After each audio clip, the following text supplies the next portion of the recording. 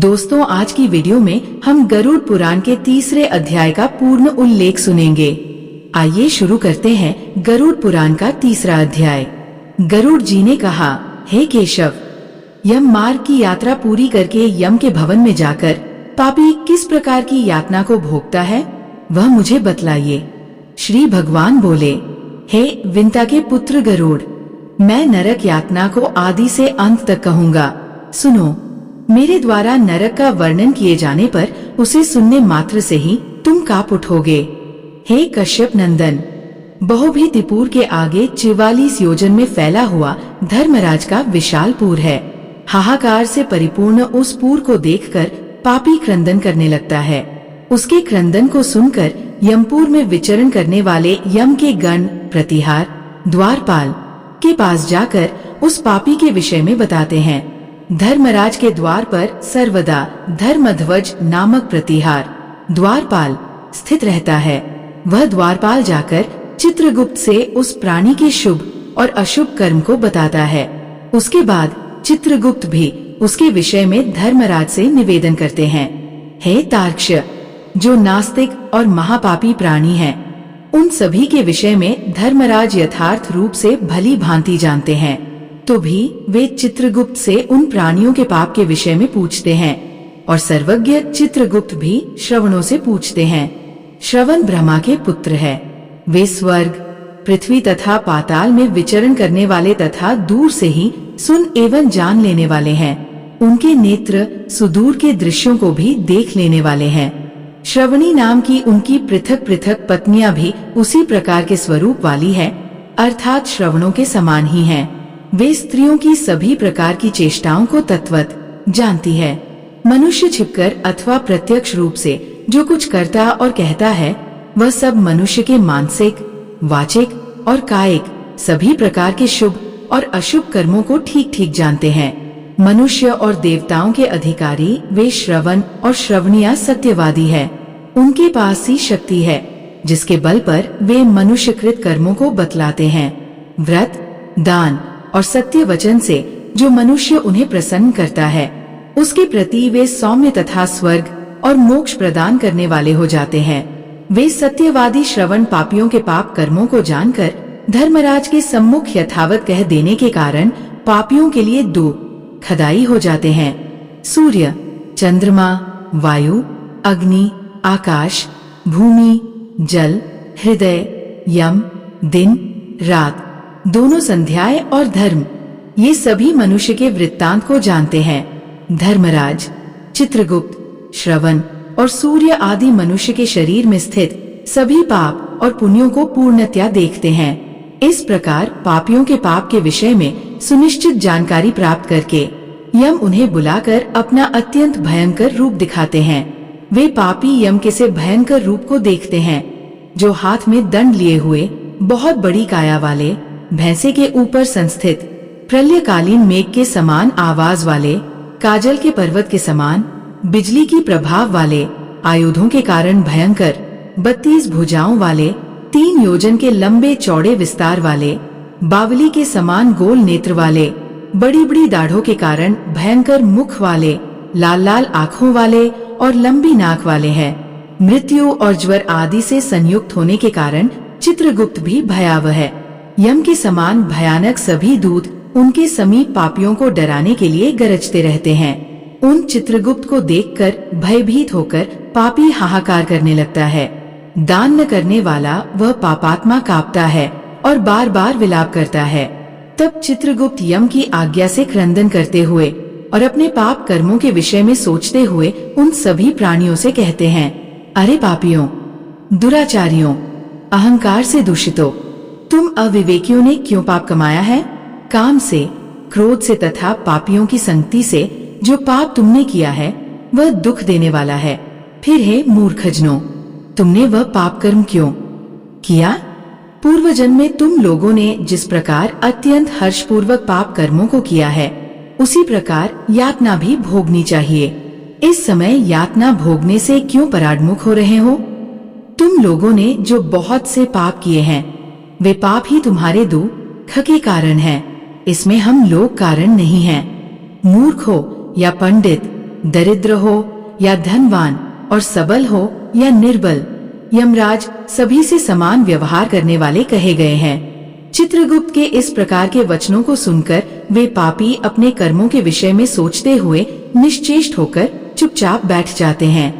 धर्मराज भी चोर की भांति निश्चल बैठे हुए उन पापियों को देखकर उनके पापों का मार्जन करने के लिए यथोचित दंड देने की आज्ञा करते हैं। इसके बाद वे निर्दयी दूत उन्हें पीटते हुए कहते हैं, हे पापी, महान घोर और अत्यंत भयानक नरकों में चलो। यम के आज्ञाकारी प्रचंड और चंडक आदि नाम वाले दूत एक पाश से उन्हें बांधकर नरक की ओर ले जाते हैं। वहाँ जलती हुई अग्नि के समान प्रभा वाला एक विशाल वृक्ष है जो 5 योजन में फैला हुआ है तथा 1 योजन ऊंचा है। उस वृक्ष में नीचे मुख करके उसे सांकलों से बांधकर वे दूत पीटते हैं। वहाँ जलते हुए वे रोते हैं, पर वहाँ उनका कोई रक्षक नहीं होता। उसी शालमली वृक्ष में भूख और प्यास से पीड़ित तथा यमदूतों द्वारा पीटे जाते हुए अनेक पापी लटकते रहते हैं। वे आश्रय विहीन पापी अंजलि बांधकर, हे यमदूतों, मेरे अपराध को क्षमा कर दो, सा उन दूतों से निवेदन करते हैं। बार बार लोहे की लाठियों, मुदगरों, भालों और बर्छियों, गदाओं और मूसलों से उन दूतों के द्वारा वे अत्यधिक मारे जाते हैं।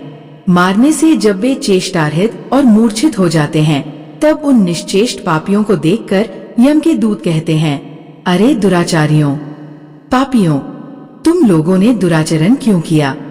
सुलभ होने वाले भी जल और अन्न का दान कभी क्यों नहीं दिया? तुम लोगों ने आधा ग्रास भी कभी किसी को नहीं दिया और न ही कुत्ते तथा कौए के लिए बलि ही दी। अतिथि को नमस्कार नहीं किया और पितरों का तर्पण नहीं किया। यमराज तथा चित्रगुप्त का उत्तम ध्यान भी नहीं किया और उनके मंत्रों का जप नहीं किया, जिससे तुम्हें ये यातना नहीं होती। कभी कोई तीर्थ यात्रा नहीं की, देवताओं की पूजा भी नहीं की। गृहस्थ आश्रम में रहते हुए भी तुमने हंतकार नहीं निकाला, संतों की सेवा की नहीं, इसलिए अब स्वयं किए गए पाप का फल भोगो। चूंकि तुम धर्महीन हो, इसलिए तुम्हें बहुत अधिक पीटा जा रहा है। भगवान हरि ही ईश्वर है, वे ही अपराधियों को क्षमा करने में समर्थ हैं। हम तो उन्हीं की आज्ञा से अपराधियों को दंड देने वाले हैं। सा कहकर वे दूत निर्दयता पूर्वक उन्हें पीटते हैं और उनसे पीटे जाने के कारण वे जलते हुए अंगार के समान नीचे गिर जाते हैं। गिरने से उस शालमली वृक्ष के पत्तों से उनका शरीर कट जाता है। नीचे गिरे हुए उन प्राणियों को कुत्ते खाते हैं और वे रोते हैं। रोते हुए उन पापियों के मुख में यमदूत धूल भर देते हैं तथा कुछ पापियों को विविध पाशों से बांधकर मुदगरों से पीटते हैं। कुछ पापी आरे से काष्ठ की भांति 2 टुकड़ों में किए जाते हैं और कुछ भूमि पर गिराकर कुल्हाड़ी से खंड खंड किए जाते हैं। कुछ को गड्ढे में आधा गाड़कर सिर में बाणों से भेदन किया जाता है। कुछ दूसरे पेरने वाले यंत्र में डालकर इक्षुदंड, गन्ने की भांति पेरे जाते हैं। कुछ को चारों ओर से जलते हुए अंगारों से युक्त उन्मुख जलती हुई लकड़ी से ढक करके लौहपिंड की भांति धधकाया जाता है। कुछ को घी के खौलते हुए कड़ाही में, कुछ को तेल के कड़ाहे में तले जाते हुए बड़े की भांति इधर उधर चलाया जाता है।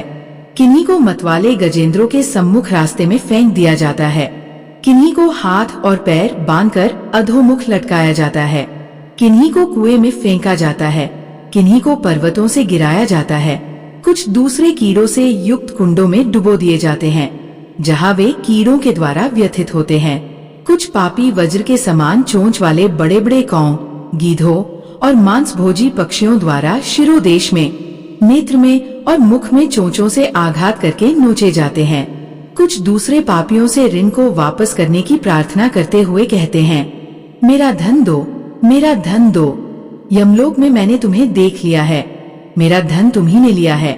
नरक में इस प्रकार विवाद करते हुए पापियों के अंगों से सरसियों द्वारा मांस नोचकर यमदूत उन्हें देते हैं। इस प्रकार उन पापियों को सम्यक प्रताड़ित करके यम की आज्ञा से यमदूत खींचकर तामिस्त्र आदि घोर नरकों में फेंक देते हैं। उस वृक्ष के समीप में ही बहुत दो खून से परिपूर्ण नरक है, जिनमें प्राप्त होने वाले महान दो खून का वर्णन वाणी से नहीं किया जा सकता। हे आकाशचारिन गरुड़, नरकों की संख्या 84 लाख है। उनमें से अत्यंत भयंकर और प्रमुख नरकों की संख्या 21 है। तामिस्त्र, लोह शंकु, महारौरव, शाल्मली, रौरव, कुडमल, कालसूत्रक, पूतिमृतिक, संघात, लोहितोद, सविश, संप्रतापन, महानिरय, काकोल, संजीवन, महापत, अवीची, अंधतामिस्त्र, कुंभीपाक, संप्रतापन तथा तपन। ये 21 नरक है। अनेक प्रकार के पापों का फल इनमें प्राप्त होता है और ये यम के दूतों से अधिष्ठित है। इन नरकों में गिरे हुए मूर्ख, पापी, अधर्मी जीव कल पर्यंत उन नरक यातनाओं को भोगते हैं।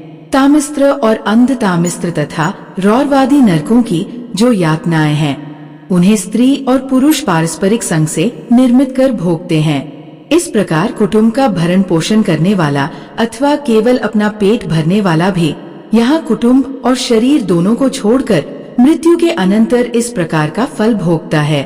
प्राणियों के साथ द्रोह करके भरण पोषण किए गए अपने स्थूल शरीर को यही छोड़कर पापकर्म रूपी पाथे के साथ पापी अकेला ही अंधकार पूर्ण नरक में जाता है। जिसका द्रव्य चोरी चला गया है से व्यक्ति की भांति पापी पुरुष देव से प्राप्त अधर्म पूर्वक कुटुंब पोषण के फल को नरक में आतुर होकर भोगता है। केवल अधर्म से कुटुंब के भरण पोषण के लिए प्रयत्नशील व्यक्ति अंधकार की पराकाष्ठा अंधतामिस्त्र नामक नरक में जाता है। मनुष्यलोक के नीचे नरकों की जितनी यातनाएं हैं, क्रमशः उनका भोग भोगते हुए वह पापी शुद्ध होकर पुनः इस मर्त्यलोक में जन्म पाता है। इस प्रकार गरुड़ पुराण के अंतर्गत सारोद्धार में यमयातना निरूपण नामक तीसरा अध्याय पूर्ण हुआ। तो दोस्तों, इस प्रकार भगवान विष्णु ने गरुड़ जी को अत्यंत महत्वपूर्ण ज्ञान दिया है। उम्मीद है आपको ये जानकारी अच्छी लगी होगी।